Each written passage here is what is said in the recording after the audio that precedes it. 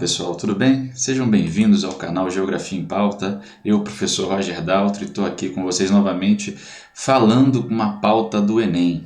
No último final de semana nós tivemos nós tivemos a prova do Enem e muitos candidatos, apesar da grande abstenção, foram avaliados. Muita gente falou sobre as questões da avaliação, inclusive o presidente, e a gente vai fazer ao longo dessa semana, das próximas semanas, uma correção sobre essas questões que envolveram as ciências humanas, com destaque, claro, para a geografia, para que você possa ter uma noção geral daquilo que caiu. Uma coisa importante, tá, pessoal? Muita gente quer saber o número de acertos para ter uma noção de quanto vai ter de nota, e eu digo para você que é quase impossível de você ter certeza que nota você vai ter, porque o sistema do Enem trabalha com o TRI, que é um sistema que a gente chama, que é uma sigla, né, que significa Teoria de Resposta ao Item, que teoricamente faz de tudo para evitar o chute. Então há um mecanismo ali que em algum podcast que a gente trabalha ou algum vídeo a gente vai colocar aqui no canal, que demonstra como que é esse sistema onde você tem questões de nível fácil, médio e difícil. Elas são distribuídas por toda a prova, seja no primeiro dia, no segundo dia, e a partir delas é quantificada ali a pontuação. Como de início a gente não vai saber determinar exatamente qual é as questões de nível fácil, médio e difícil você conseguir determinar exatamente qual pontuação você vai ter. Mas nesse momento é importante você ter uma noção geral daquilo que falou a prova, daquilo que versou a prova. Sei que a prova falou sobre muitos temas sociais importantes, seja na área de linguagem, na área de humanas, temas que são do nosso dia a dia, que são de interesse coletivo e que, de maneira geral, é isso que se espera do Enem, é isso que se espera de um aluno que está concluindo o ensino médio, que ele conheça o mundo que ele tem ao redor, que ele tenha uma noção crítica da realidade complexa que ele vive e que ele possa responder a esses estímulos através de conhecimento, tá? E esse conhecimento produzido necessariamente dentro da sala de aula, dentro das pesquisas que esse aluno vai fazer, na sua casa, na sua família, no seu dia a dia. Então a prova ela vai nesse sentido. Então bora começar lá, vamos colocar essa vinheta para tocar para a gente começar essa correção, já que ela é importante, é o nosso foco de hoje, né?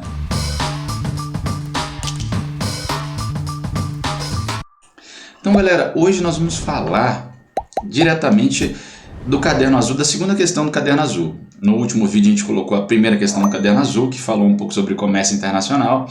Hoje a gente vai trazer uma outra dinâmica que envolve, de maneira geral, um aspecto que foi muito trabalhado na prova.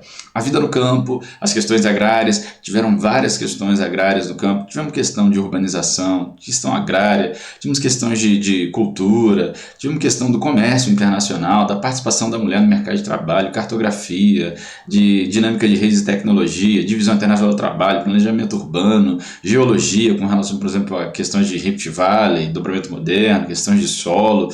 Foi muito rico, a prova do Enem desse ano foi muito rica para a geografia, trazendo várias dinâmicas importantes. E a gente vai tentar trabalhar elas ao longo dos próximos dias, nas próximas semanas, para poder trazer para você um pouquinho desse conhecimento.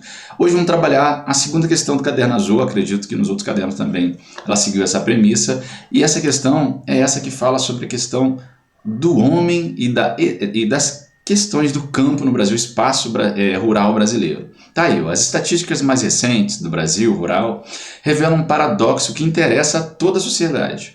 O emprego de natureza agrícola define em praticamente todo o país, mas a população residente no campo voltou a crescer, ou pelo menos parou de cair.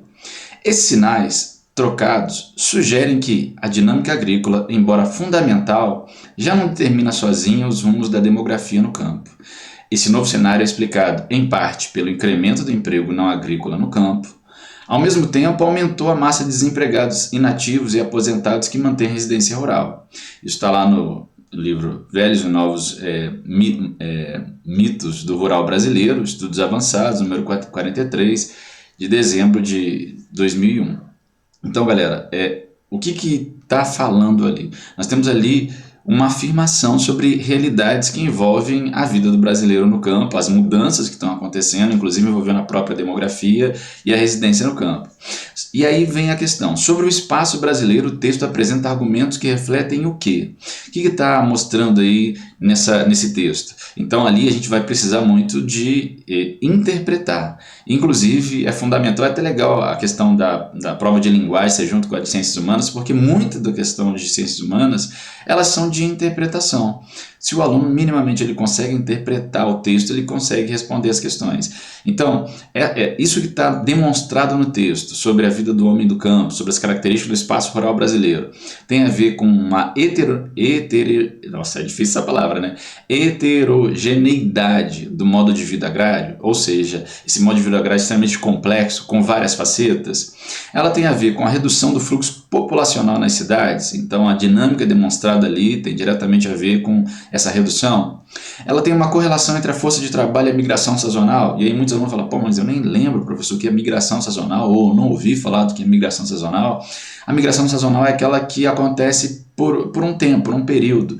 A sazonalidade sempre está relacionada a um período. Por exemplo, a boia fria, ele durante 3 meses, 2 meses, ele vai trabalhar na cultura de cana-de-açúcar. Às vezes a pessoa trabalha numa região do Nordeste brasileiro, vamos tirar o Nordeste aí como exemplo, ele mora no sertão e durante o período da colheita ou do plantio, do cultivo da cana-de-açúcar, ele se desloca para ficar 2, 3 meses diretamente relacionado ao cultivo, o plantio e a colheita da cana-de-açúcar na zona da mata. Então, 3 meses ele vai ficar fora de casa, 2, 3 meses ele fica fora de casa, vivendo daquela cultura. Quando acaba aquele período, ele volta para a casa dele. Então isso é uma coisa de sazonalidade. Todo ano vai acontecer, um exemplo, entre janeiro e março. Todo ano vai acontecer entre junho e agosto. Então nós temos ali um período específico onde vai ser ofertado um trabalho e alguns trabalhadores eles vão migrar para essa região do trabalho e vão ficar ali por um período. Isso é migração sazonal. Ela se repete com uma sazonalidade relacionada diretamente a um elemento específico do dia a dia das pessoas, tá? Então é um deslocamento que ele tem uma temporalidade. Ele vai, a pessoa se desloca, mas depois ela volta, depois de passar daquele período dessa sazonalidade. Então, é essa correlação entre o trabalho, a força de trabalho e esse tipo de trabalho que está mostrado nessa complexidade do texto, nessas relações complexas do espaço rural brasileiro. É a indissociabilidade entre o local de moradia e o acesso à renda. Então o texto está falando sobre isso, sobre como há uma indissociabilidade, uma coisa de não poder sociabilizar o local de moradia e o acesso à renda, ou é relacionado à desregulamentação de propriedade de zona de fronteira. O que o texto falou? O que o texto versou? Ele mostrou para a gente que há hoje várias características diferentes do modo de vida agrário.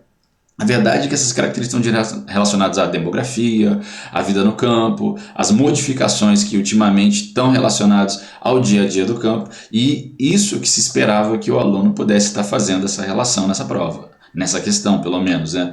Ainda que o emprego de natureza agrícola tenha decrescido nos últimos anos, a diversidade das atividades econômicas ligadas direta ou indiretamente ao campo, sejam nos próprios setores agroextrativistas ou setores relacionados, fomenta um crescimento demográfico local fundamental no atual fenômeno de heterogeneidade, isto é, na ausência de uniformidade do modo de vida agrário. Então, hoje, com todas as transformações também relacionadas à cidade, e claro, que afetam diretamente ao campo, nós temos um campo extremamente complexo, tá, galera? Então, a gente precisa compreender que o campo não tem uma característica de ruralidade como era no passado, aquela coisa bem fechadinha, bem simplesinha, sempre a mesma coisa, do mesmo jeito, e essa questão versou um pouco sobre isso, sobre essas grandes transformações que é a vida que o espaço rural ele apresenta hoje no século XXI para a gente. E essas transformações tendem a continuar acontecendo. Existem outras questões de campo, de ruralidade, que trabalharemos nos próximos vídeos. E eu quero agradecer a presença de vocês aqui e convidar você que gostou do vídeo, você que gosta desse conteúdo, acompanhe a gente lá no podcast, temos um podcast também, Geografia em Pauta, em 7 plataformas diferentes, como no Spotify, a gente tem muito conteúdo lá para vocês também. E aqui também nas redes, se você gostou desse vídeo, se inscreva no canal, compartilhe, ative o sininho, dá um likezinho aí, querendo comentar alguma coisa, a gente vai estar aí para poder estar respondendo seus comentários. E a gente fica por aqui, tá, galera? Daqui a pouco a gente volta com mais uma dose de geografia para o seu dia a dia. Obrigado pela audiência, pela paciência. Até a próxima. Eu fui.